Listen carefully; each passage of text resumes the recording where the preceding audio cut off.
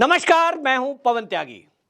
ममता बनर्जी को घेरने के लिए भारतीय जनता पार्टी ने पूरी रणनीति तैयार कर ली है, लेकिन अब इस रणनीति में हाई कोर्ट के जज भी आ जाएंगे, ये किसी ने भी नहीं सोचा था। लेकिन ममता बनर्जी का कारनामा ही कुछ ऐसा है कि वहां जो कलकत्ता हाई कोर्ट है, उस हाई कोर्ट के जजों के मन में अब यह आ रहा है कि ममता बनर्जी को किस तरह से सत्ता से बाहर किया जाए। ममता बनर्जी को सबक सिखाने के लिए उनकी चुनौती स्वीकार करते हुए कलकत्ता हाई कोर्ट के अब जो है पूर्व हो गए हैं जस्टिस अभिजीत गंगोपाध्याय, वो अब मैदान में आने वाले हैं और उन्होंने अपने पद से इस्तीफा देते हुए यह कहा कि मुझे ममता बनर्जी चुनौती दे रही थी कि अगर आप हमसे लड़ना चाहते हैं तो इस्तीफा देकर मैदान में आए, हम दिखाएंगे राजनीति क्या होती है। अब अभिजीत गंगोपाध्याय ने अब यह चुनौती स्वीकार करते हुए यह तय कर लिया कि देखिए, अभी हम पोस्ट पर थे, सुरक्षा हमें मिली हुई थी और आप ये हमें धमकी दे रही थी कि अगर राजनीति करनी है तो खुलकर मैदान में आइए। लो जी, हम मैदान में आ गए। हालांकि अभी किस पार्टी से वो लड़ेंगे ये तय नहीं है, लेकिन उनकी जो विचारधारा है और जो बातचीत है उससे बिल्कुल समझा जाता है कि भारतीय जनता पार्टी ही वो एक संगठन है जो एक हाई कोर्ट के पूर्व जज को पूरा सम्मान दे सकती है। और आपको बताएं, ये अभिजीत गंगोपाध्याय जैसे ही भारतीय जनता पार्टी के प्रत्याशी घोषित होंगे, ये तो आप पक्का मान ही लें कि जीतना तो तय है। इसके अलावा जिस दिन यहां पर अब मोदी जी की केंद्र में सरकार बनी और पश्चिम बंगाल में भी बीजेपी की सरकार बनी, तो समझ लीजिए कि एक एक कच्चा चिट्ठा इन जो पूर्व जस्टिस हैं इनके पास है, क्योंकि जो इनका शिक्षा भर्ती घोटाला है उसको भी यही देख रहे थे और जितने भी घोटालों में ये सारी ममता बनर्जी की सरकार के मंत्री और विधायक गिरे हुए हैं, उसमें सबकी फाइल का कच्चा चिट्ठा इनके पास है और इसीलिए सारी एक एक चीज इनके जानकारी में है। हालांकि इन्होंने कहा कि मैं रिटायर होने के पहले, यानी रिटायरमेंट तो इनका जुलाई में था 24 में, लेकिन इन्होंने चुनौती देते हुए स्वीकार करते हुए इस्तीफा अभी दे दिया है और उसके पहले इन्होंने अपने जो लंबित केस थे वो सब निपटाने का काम किया है।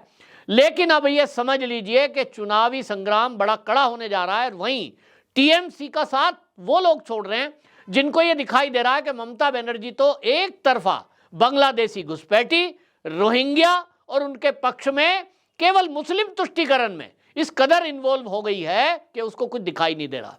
ना तो दलित महिलाओं की आबरू, ना आदिवासी महिलाओं की आबरू दिखाई दे रही है और वहां शाहजहां शेख जैसा व्यक्ति जिसके बारे में यह कहा जा रहा है कि वो तो बांग्लादेश का है, उसको अपना कार्यकर्ता बना डाला।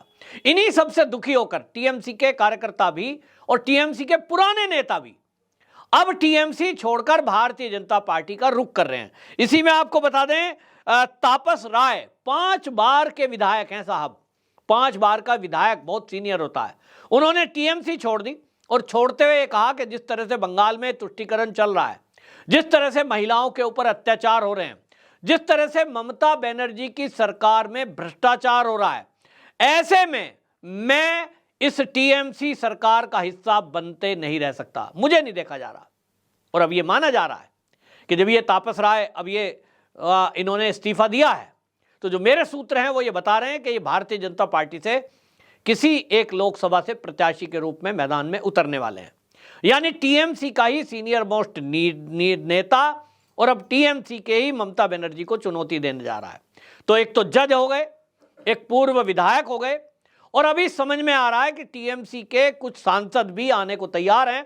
हालांकि पिछला अनुभव देखते हुए भारतीय जनता पार्टी टीएमसी के किसी भी ऐसे नेता को अपनी पार्टी से टिकट नहीं देने वाली, क्योंकि बाबुल सुप्रियो हमने देखा था और जिस तरह से एक दो नेता और थे टीएमसी से, उनको लाया गया, टिकट लिया, फिर उसके बाद वो टीएमसी के गुंडों से डर गए या तो राजनीति से ही वो डर गए।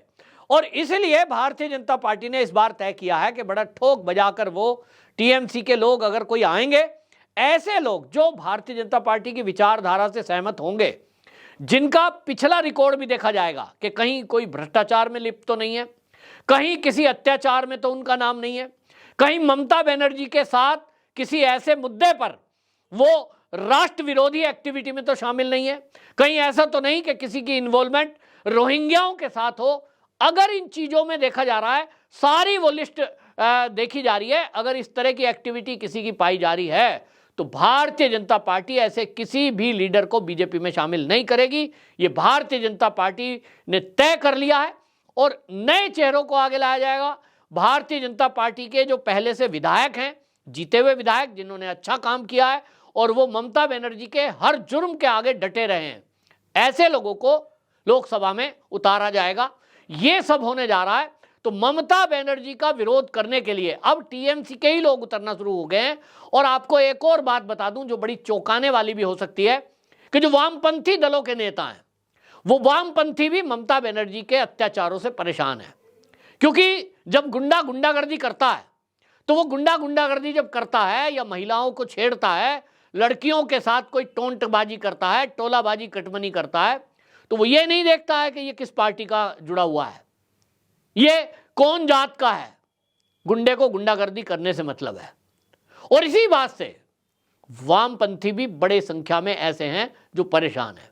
भले ही वो ऊपर खुल करके बीजेपी के साथ ना आए, क्योंकि मामला विचारधारा का भी है, लेकिन कई लोग ऐसे हैं जो ये कह रहे हैं कि हम इस विचारधारा को त्यागें, क्योंकि वामपंथी विचारधारा को लेकर के जो लोग चले थे, वो विचारधारा तो वो थी कि ना कांग्रेस से समझौता करेंगे ना ममता बनर्जी से करेंगे, और एक तरफ खुल करके आपस में एक दूसरे से लड़ रहे थे।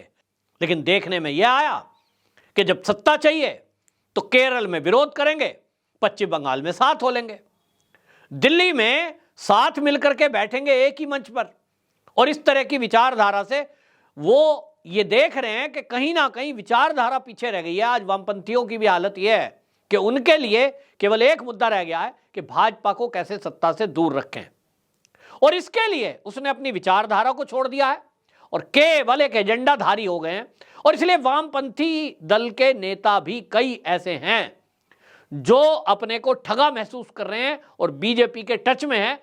बीजेपी को वोट तो करेंगे ही। पिछली बार भी ये हुआ था कि कई वामपंथी पार्टियों के समर्थक, अब नेताओं की मजबूरी हो सकती है कि भाई वो कोई जिले स्तर का कार्यकर्ता है या कोई विधायक है, कोई सांसद है, लेकिन जो कार्यकर्ता है वो आम कार्यकर्ता पिसता है, वो परेशान होता है, उसी का शोषण होता है।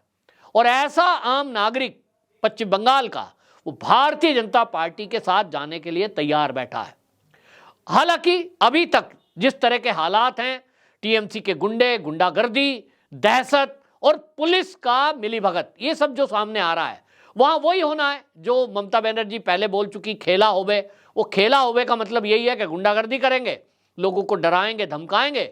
लेकिन फिर भी आप देखेंगे इस चुनाव में पूरी तैयारी भारतीय जनता पार्टी ने भी इस बार की है कि टीएमसी के गुंडे अगर गुंडागर्दी करेंगे तो शासन प्रशासन की मदद से उनकी गुंडागर्दी को उजागर किया जाएगा। ऐसी कोशिश की जाएंगी, उनके बारे में चुनाव आयोग को कंप्लेंट की जाए, यहां तक कि बूथ कैप्चरिंग तो नहीं करने दी जाएगी। ऐसी तैयारी भारतीय जनता पार्टी के कार्यकर्ता कर रहे हैं। तो एक बड़ी तैयारी है, बड़ी टक्कर देने की तैयारी है। और वेस्ट बंगाल की 42 में से 30 सीटें जीतने का लक्ष्य भारतीय जनता पार्टी ने रखा है।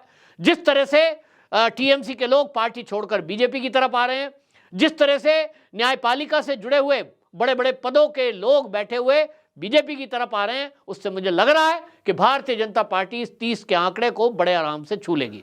आपकी क्या राय है? कमेंट बॉक्स में जरूर बताएं। वंदे मातरम।